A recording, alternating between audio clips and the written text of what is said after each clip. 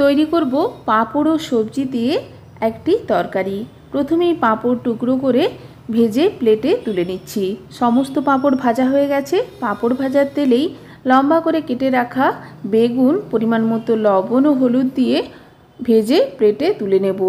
সমস্ত বেগুন ভাজা হয়ে গেলে ওই তেলেই আমি একটা তেজপাতা ও হাফ চামচ গোটা জিরে ফোড়ন দিয়ে বাকি রান্নাটা করে নিচ্ছি।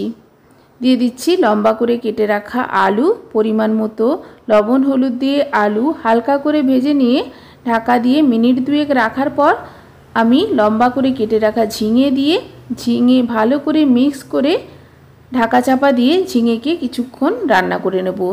অপরদিকে একটা মিক্সিং জারে পরিমাণ মতো আদা, জিরে, আধ ঘন্টা জলে ভেজানো 12-15টা বাদাম ও হাতের মুঠোর এক মুঠো নারকেল মিক্সিং জারে একসঙ্গে বেটে নিয়েছি। বেটে রাখা মশলা দিয়ে ঢাকা চাপা দিয়ে মশলাকে সবজির সঙ্গে কষিয়ে মিনিট 3 রাখার পর ঢাকা খুলে একটা মিডিয়াম সাইজের টমেটো কুচি করে দিয়ে দিয়েছি। আবারও অনবরত নাড়াচাড়া করে ঢাকা চাপা দিয়ে আমি সমস্ত সবজি এখানে রান্না করে নেব। প্রায় 80% মতো সেদ্ধ হয়ে গেছে।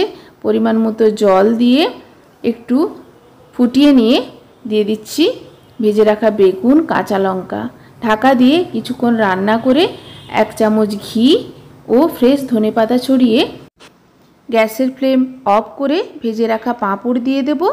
পাঁপড় দেওয়ার পর কিন্তু আর তরকারি ফোটানো যাবে না, এতে করে পাঁপড় নরম হয়ে গেলে খেতে ভালো লাগবে না। আমার রেসিপি গরম ভাতের সাথে সার্ভ করার জন্য একেবারে রেডি।